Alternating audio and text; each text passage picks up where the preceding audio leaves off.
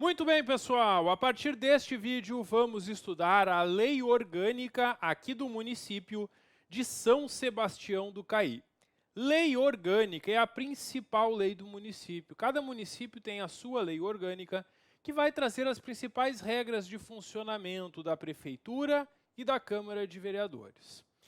Vamos então aqui nesta aula ver os principais pontos desta lei e eu vou indicando para vocês também, claro, sempre como isso cai em prova. E quando a gente terminar a análise dos artigos da lei, vai ter um simulado com algumas questões que eu elaborei para vocês treinarem. As questões bem no estilo das questões que a banca costuma cobrar em prova, justamente para a gente fazer um bom treino aqui antes de vocês irem para a prova.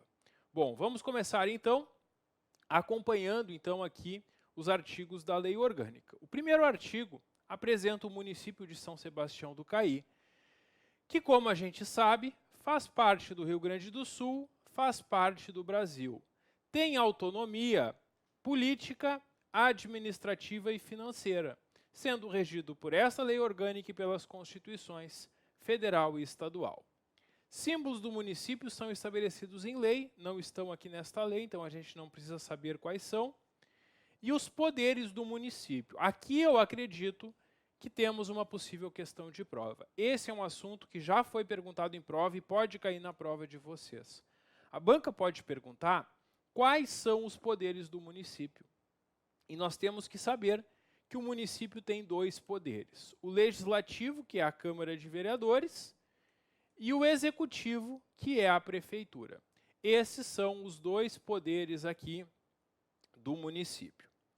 Bom, existem 3 poderes no Estado e na União, porque lá também tem o poder judiciário. E a pegadinha que a banca pode fazer na prova é tentar te enganar, afirmando que o poder judiciário é um dos poderes do Estado ou da União. Se a banca afirmar isso na prova, está errado, porque o município tem só 2 poderes. Quem tem 3 poderes é o Estado e a União. E a banca pode fazer uma pegadinha dizendo, são poderes do município, legislativo, executivo e judiciário. Está certo ou errado? Está errado, né? Porque poder judiciário não tem no município. Então, na Constituição Federal, tu vai encontrar 3 poderes. Legislativo, executivo e judiciário. Lá falando poderes da União ou do Estado. Quando a gente fala em município, não existe poder judiciário em nenhum município do Brasil. Só existem os 2 poderes municipais, o legislativo, que é a Câmara de Vereadores, e o executivo, que é a prefeitura. E esses poderes não podem delegar atribuições entre eles. A prefeitura não pode passar as suas funções para a Câmara, nem a Câmara pode passar suas funções para a prefeitura, porque esta lei vai dizer o que faz a Câmara e o que faz a prefeitura, e eles devem exercer essas funções. E o cidadão investindo na função de um dos poderes não pode exercer a do outro, salvo casos previstos nesta lei orgânica. Não é possível que o cidadão esteja ao mesmo tempo exercendo função na prefeitura e na Câmara. Deve estar em um ou em outro. Salvo exceções que tem nesta lei, como o caso de um servidor da prefeitura eleito vereador, por exemplo, que aí até poderia estar eventualmente trabalhando nos 2. Sobre competência do município, o artigo 4º traz uma lista de competências do município. É importante que vocês leiam todas as competências e conheçam elas. Eu aqui não vou ler, porque são muitas competências, e não tem nada muito relevante a explicar sobre elas, basta saber que são competências do município. E no artigo 5º, a gente encontra uma outra lista de competências do município, essas conjuntamente, concorrentemente com a União e com o Estado. Aqui no artigo 5º, estão coisas que cabe ao município fazer, junto, em parceria com o governo federal e com o governo estadual. Já no artigo 4º estão as competências que são só do município. E a banca, na prova, pode misturá-las e te perguntar quais são só do município, quais são do município junto com a União e com o Estado. Por isso, é importante que vocês leiam esses artigos 4º e 5º e, ao fazer a leitura, sempre memorizem que no artigo 4º estão competências só do município e no artigo 5º estão competências concorrentes. O artigo 6º traz algumas vedações, algumas proibições ao município. A banca adora perguntar em prova o que é vedado, o que é proibido ao município. Primeiro, o município não se mete com religião. O município não pode estabelecer, não pode criar cultos religiosos ou igrejas. Também não pode subvencioná-los, não pode colocar dinheiro neles. E também não pode embaraçar, atrapalhar, impedir o funcionamento ou manter com eles e seus representantes relações de dependência ou aliança. Também é vedado recusar fé a documentos públicos, porque os documentos públicos gozam daquela presunção de legitimidade. Criar distinções entre brasileiros ou preferências entre si. O município trata todos os brasileiros da mesma forma, não pode criar distinções entre eles. Então, no concurso agora, eu tenho alguma preferência pelo fato de ser ou não do município? Não, porque o município tem que tratar todos os brasileiros da mesma forma. E vai ficar com a vaga, nesse concurso, quem tirar a melhor nota. Não importa quem seja, não importa de onde seja. Porque o município deve tratar todos da mesma forma, sem preferências. Também é proibido ao município estabelecer diferença tributária entre bens e serviços, em razão da procedência ou destino. O município não pode cobrar mais ou menos pelo fato do bem ser de fora ou ser do próprio município. Também não pode pegar um empréstimo externo, que é um empréstimo no exterior, sem autorização do Senado. É o Senado, não é a Câmara dos Deputados nem o Congresso Nacional, é o Senado. A banca pode trocar aqui por Câmara dos Deputados ou por Congresso Nacional, e aí estaria errado, porque é o Senado o órgão que autoriza empréstimos externos. Também não pode o município instituir ou aumentar um tributo sem que a lei estabeleça. Pessoal, por lei pode. Então, se a prefeitura quiser criar novos tributos, ela pode. Vai encaminhar um projeto de lei para a Câmara, se for aprovado pelos vereadores, vai ser criado esse tributo ou aumentado. Agora, sem lei não pode. E a banca pode fazer uma pegadinha dizendo que é vedado instituir ou aumentar tributo por lei. Por lei não é vedado. O que é vedado é fazer isso sem que a lei estabeleça. Também é vedado estabelecer limitações ao tráfego de pessoas ou mercadorias por meio de tributos. Também não pode ter impostos sobre o patrimônio da União, estados e municípios, sobre templos de qualquer culto, patrimônio dos partidos políticos e também livro, jornal e periódicos. Esses não pagam impostos, são imunidades de impostos que nós temos aqui. Então é isso quanto às vedações, é um assunto bastante cobrado em prova. Seguimos agora para conhecer a organização do Poder Legislativo, e nós temos que o Poder Legislativo é exercido pela Câmara Municipal, composta de vereadores eleitos para cada legislatura, entre cidadãos maiores de 18 anos. Uma observação: o município poderia ter mais vereadores, mas hoje são 9 vereadores no município. E por que eu estou falando isso para vocês? Porque aqui no artigo 8º estão os limites máximos de quantidade de vereadores. E esses limites máximos estão de acordo com a Constituição Federal. A Constituição Federal traz esses limites. O município que tiver até 15 mil habitantes pode ter no máximo 9 vereadores. São Sebastião do Caí tem mais de 15 mil.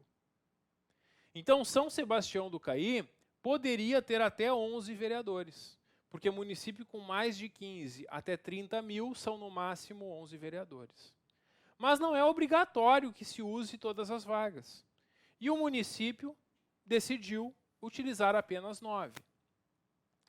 Se a banca perguntar na prova qual é o limite máximo, ela pode fazer uma pergunta trazendo a população do município e te perguntando: considerando que a população de São Sebastião do Caí tem mais de 15 e menos de 30 mil habitantes, quantos vereadores poderia ter no máximo? Nesse caso, a resposta seria 11, porque o município pode ter no máximo 11 vereadores. Na prática, ele tem 9. Só que essa prática não está nessa lei orgânica. Não está aqui na lei orgânica que são 9 vereadores. Eu sei isso porque eu pesquisei no site da Câmara. São 9 vereadores, mas não está nessa lei orgânica, porque cabe aos próprios vereadores decidirem a quantidade. E foi decidido 9, é o número atual. Se eles quiserem mudar nas próximas eleições, eles podem mudar para até no máximo 11 vereadores, que é o que comporta a população. Então, na prática, são 9 vereadores, mas o município poderia ter até 11 vereadores, se assim desejasse. E essa quantidade que está aqui, eles copiaram da Constituição Federal, é simples cópia da Constituição. O número de habitantes para chegar nesse valor é fornecido pelo IBGE, que faz o censo e as estimativas, e aí por decreto legislativo, até o último ano antes das eleições, eles definem quantos vereadores vai ter no próximo mandato. No primeiro dia de cada legislatura, peraí, o que é uma legislatura? A legislatura é um mandato de 4 anos. No primeiro dia de cada mandato, a Câmara, sob a presidência dos vereadores, vai reunir-se em sessão solene. E quem vai presidir a sessão é o mais votado dos edis presentes. Edil é sinônimo de vereador. Tá? Então, aquele que o povo mais deu votos na eleição, aquele candidato que foi o mais votado, vai presidir a primeira reunião da Câmara. Aí, nessa reunião, a Câmara já vai eleger a mesa. Pode ser ele eleito presidente ou pode ser qualquer outro vereador. Nessa sessão do dia 1º de janeiro do primeiro ano do mandato, vai ser dada posse para os vereadores, prefeito e vice que foram eleitos no ano anterior. Estando presentes mais da metade dos vereadores, a maioria absoluta, eles já fazem a eleição da mesa. E aí elegem uma mesa para já assumir no mandato. A mesa da Câmara são os vereadores que vão comandar as sessões da casa. Vai ter um presidente, um vice-presidente, um secretário. Isso que é a mesa. No ato de posse, nesse dia 1º de janeiro, vai ser lido esse compromisso e cada um dos vereadores eleitos vai dizer assim o prometo. Se não tiver o quórum para eleição da mesa, ou seja, se na primeira sessão do ano não estiverem presentes mais da metade dos vereadores, que seriam 5 dos 9 vereadores, nesse caso, não vai ter eleição da mesa, não vai ser feita a eleição, e aí vão ser convocadas novas sessões, e num dia que estejam presentes mais da metade dos vereadores, vai se fazer a eleição da mesa. Essa mesa, que é eleita no primeiro dia do mandato, ela é eleita para um mandato de 2 anos. Aí, quando terminam os 2 anos, que é a primeira metade do mandato de 4 anos, os vereadores se reúnem e elegem uma nova mesa. E é vedada, é proibida a reeleição para o mesmo cargo. O vereador que for presidente da Câmara nos 2 primeiros anos não pode ser presidente de novo nos 2 últimos, porque é proibida a reeleição para o mesmo cargo na mesa. A banca pode te perguntar na prova qual é a duração do mandato da mesa. Tem municípios que é 1 ano, aqui são 2. Ou ela pode perguntar se é permitida ou proibida a reeleição. Então, tu tem que lembrar que o mandato da mesa é de 2 anos e é vedada, é proibida a reeleição para o mesmo cargo. A gente tem ainda no parágrafo 10 aqui, que além das demais atribuições, o presidente da Câmara vai encaminhar ao prefeito, até o dia 20 de janeiro de cada ano, a prestação de contas da mesa da Câmara quanto ao ano anterior. É o seguinte, pessoal. Todo ano, a Câmara vai fazer as suas contas e vai prestá-las para o prefeito até o dia 20. Aí o prefeito vai reunir as contas da mesa da Câmara com as suas contas e o prefeito apresenta as contas do município para a Câmara aprovar também. Então, todo ano, a Câmara presta contas para o prefeito e o prefeito presta contas para a Câmara. Tem um prazo para a Câmara prestar as suas contas e tem um prazo para o prefeito. O prazo do prefeito a gente vai ver depois. Por enquanto, eu preciso que vocês saibam o prazo que a Câmara tem para prestar suas contas todo ano à Prefeitura, que é até o dia 20 de janeiro de cada ano. Bom, aí a Câmara, independentemente de convocação, reúne-se anualmente em janeiro e de março a dezembro. No mês de fevereiro, a gente tem um recesso, então, da Câmara, né? Porque aqui está dizendo que ela se reúne em janeiro e de março a dezembro. Pulou o mês de fevereiro. Temos, no artigo 12, a regra da convocação extraordinária da Câmara. O que é convocação extraordinária da Câmara? É convocar a Câmara para uma sessão, além daquelas normalmente realizadas. Quando for necessário uma sessão extraordinária, inclusive no mês de fevereiro, no período de recesso, ela pode ser feita. E a banca pode te perguntar quem é que pode fazer a convocação extraordinária. Essa convocação extraordinária pode ser feita pelo prefeito ou pelo presidente da Câmara, ou a requerimento de 2/3 dos vereadores. Se são 9 vereadores, eu preciso que 6 façam o requerimento para que a Câmara possa se reunir. Então é isso. Esses são os que podem convocar uma sessão extraordinária da Câmara. Nessas sessões extraordinárias, a Câmara só vai poder tratar, só vai poder deliberar sobre a matéria para a qual foi convocada. Quando é feita uma convocação extraordinária, vai ter uma pauta dizendo o que vai ser tratado naquele dia, e naquele dia só pode tratar daqueles assuntos. Essa convocação extraordinária que deve ser por escrito mediante recibo. A Câmara funciona com a presença de, no mínimo, maioria dos vereadores. Como assim? Para acontecer a reunião da Câmara, é necessário que estejam presentes mais da metade dos vereadores. São 9 vereadores. Se tem sessão na Câmara hoje e só tem 4 ou menos vereadores presentes, não vai acontecer a sessão. Porque eu preciso da presença de, no mínimo, metade dos vereadores. E tendo presença de pelo menos 5 vereadores, as matérias serão aprovadas por maioria de voto dos presentes, que é o que a gente chama de maioria simples. São 9 vereadores. Eu preciso que estejam presentes pelo menos 5 para ter votação. Quantos votos eu preciso para aprovar? Depende quantos estão presentes. Se estiverem presentes 5 vereadores, com 3 votos eu tenho maioria. Se estiverem presentes 6 ou 7 vereadores, com 4 votos eu tenho maioria. Se estiverem presentes 8 ou 9 vereadores, com 5 votos eu tenho maioria. Então, para aprovar a matéria, eu preciso saber quantos estão presentes. Tendo mais da metade, aprova a matéria. Em regra, os projetos de lei serão aprovados assim. Em regra, as decisões da Câmara são por maioria dos presentes.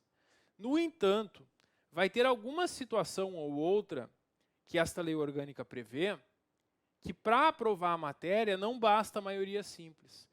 Precisa de maioria absoluta ou maioria de 2/3. Sempre que a lei orgânica disser que para aprovar algo eu preciso de maioria absoluta, eu vou precisar de 5 dos 9 votos. E não importa quantos vereadores estão presentes, eu vou precisar de 5 votos sempre para aprovar por maioria absoluta.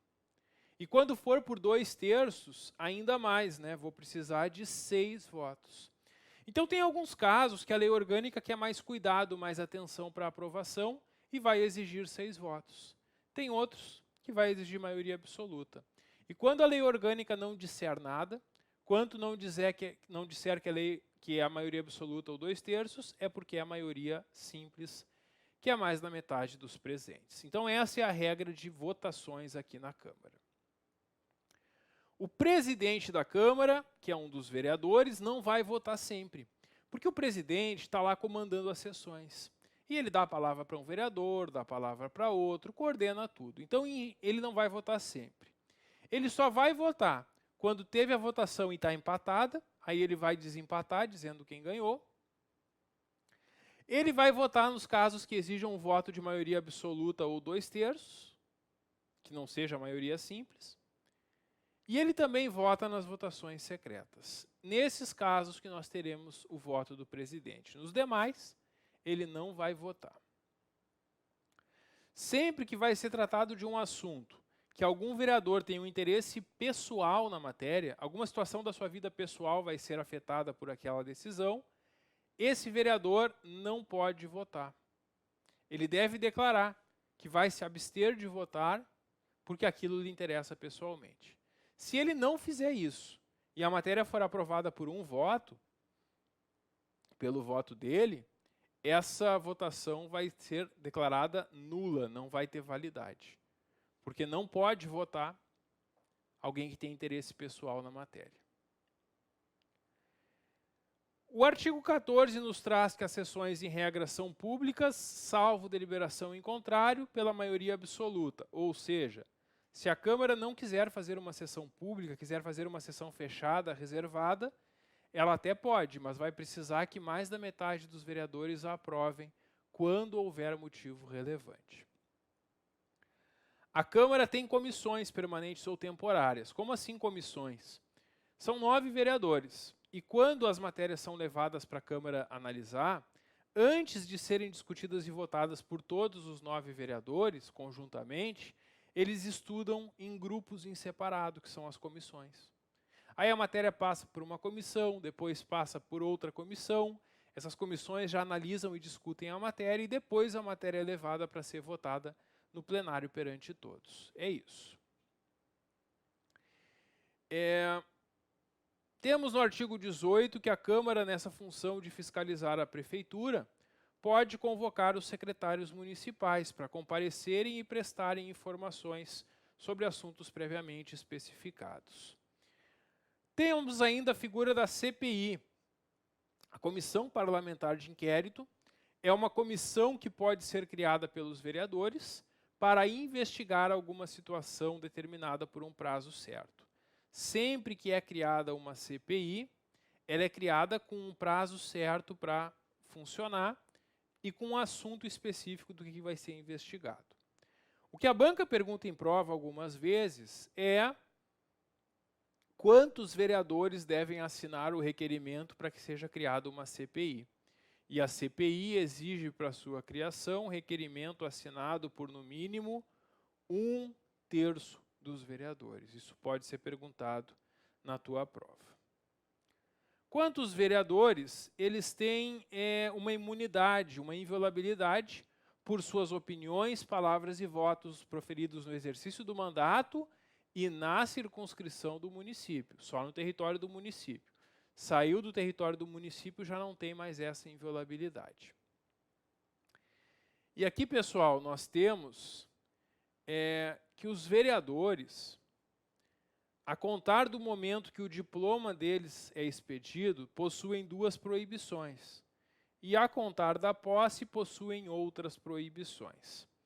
Para entender isso, eu preciso entender que de 4 em 4 anos, no mês de outubro, o povo vai às urnas e elege os seus vereadores. No momento que um vereador é eleito, ele ainda não tem nenhuma obrigação, nenhuma proibição. Esse vereador vai prestar contas da sua campanha perante a Justiça Eleitoral. E ali pelo mês de dezembro do ano da eleição, a Justiça Eleitoral, verificando que foi tudo certinho na campanha eleitoral, vai expedir o diploma. Com esse diploma, o vereador vai tomar posse no dia 1º de janeiro. Então, do momento da eleição, não tem nenhuma proibição. No momento que é expedido o diploma, tem as proibições do inciso 1. E no momento que for tomar posse, além das proibições do inciso 1, tem as proibições do inciso 2. E a banca pode te perguntar, o que é proibido a contar do diploma ou o que é proibido a contar da posse? A contar do diploma tem 2 proibições. Não pode manter contrato com o município ou entidades públicas, salvo, exceto quando o contrato obedece cláusulas uniformes. Um contrato com cláusulas uniformes é um contrato que é igual para todos, como uma conta de água, uma conta de energia elétrica. Esse tipo de contrato o vereador pode ter com o município ou outras entidades. Agora, contratos específicos que ele possa estar se valendo da condição de vereador para conseguir o contrato, esses ele não pode. Também não pode o vereador aceitar ou exercer cargo, função ou emprego remunerado, inclusive aqueles em comissão, que são os demissíveis ad nutum, ressalvada a posse em virtude de concurso público. Porque se um vereador é nomeado num cargo público por ter passado em um concurso, ele pode tomar posse. E aí vai ver depois se tem a compatibilidade de horários ou não. Mas é possível tomar posse quando é por concurso público. Agora, o vereador, após diplomado, já não pode mais ser nomeado para cargos em comissão. E depois da posse, no dia 1º de janeiro, desde a posse, o vereador não pode ser proprietário, controlador ou diretor de empresa que goze de algum favor decorrente de algum contrato celebrado com o município ou nela exercer função remunerada. Aqui tem uma lógica, Muitas empresas, para se instalarem no município, vão combinar com a prefeitura que vão receber algumas vantagens, como pagar menos impostos por alguns anos, já que a empresa está vindo gerar empregos e aumentar a arrecadação. Se isso for pactuado, nenhum vereador pode ser proprietário, controlador, diretor ou trabalhar nessas empresas. Por que não, pessoal? Porque quem vai aprovar a concessão desses benefícios são os próprios vereadores. E a gente teria um conflito de interesses se eu sou proprietário de uma empresa e sou vereador. Porque aí eu, como vereador, aprovaria algo que beneficiaria a minha empresa. Fica contraditório, por isso tem essa proibição.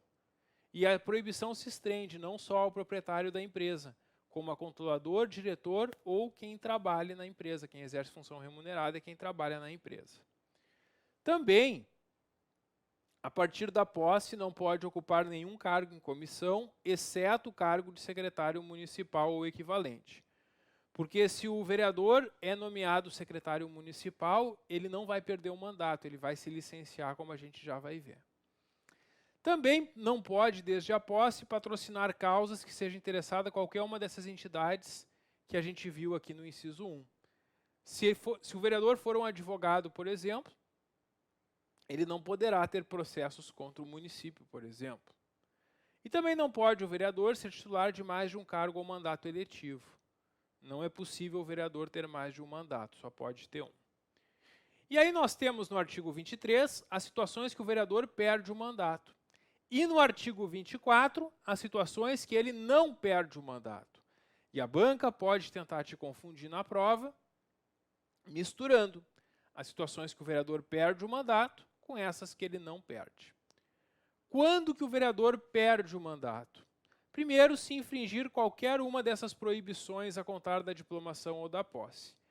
Verificada uma dessas condutas após o diploma ou a posse, o vereador estará sujeito a perder o mandato. Também perde o mandato pela quebra do decoro parlamentar. E o parágrafo 1º diz que é incompatível com o decoro parlamentar quando o vereador abusa dessa inviolabilidade que ele tem por suas opiniões, palavras e votos, ou quando ele recebe vantagens indevidas em razão do mandato. Acontecendo essa situação, o vereador está sujeito, então, também a ser cassado pela quebra do decoro parlamentar. Também, se sofrer condenação criminal em sentença transitada em julgado, se ele é condenado criminalmente por sentença definitiva, da qual não cabe mais recurso, e também por faltas, se o vereador deixa de comparecer em cada sessão a 1/3 das sessões, salvo em casos de licença ou omissão por ela autorizada, ou ainda se faltar às 5 sessões extraordinárias convocadas pelo prefeito. Também perde o mandato o vereador que perder ou tiver suspensos os seus direitos políticos, e ainda quando decretar a justiça eleitoral. Em todos esses casos, o vereador, então, vai estar sujeito à perda do mandato. Por outro lado, não perde o mandato. Primeiro, o vereador investido no cargo de secretário municipal. Se um vereador é convidado para ser secretário municipal, ele vai se licenciar da Câmara e assumir a função de secretário. Também não perde o mandato o vereador investido em cargo, emprego ou função pública, desde que haja compatibilidade de horários, sem prejuízo da remuneração, que é uma situação que o artigo 38 da Constituição Federal autoriza, que um servidor seja ao mesmo tempo vereador quando há compatibilidade de horários. Ou ainda, o vereador não perde o mandato se ele se licenciar da casa por motivo de saúde ou para tratar sem remuneração de interesse particular, Nesse caso de interesse particular, o afastamento vai ser por no máximo 180 dias.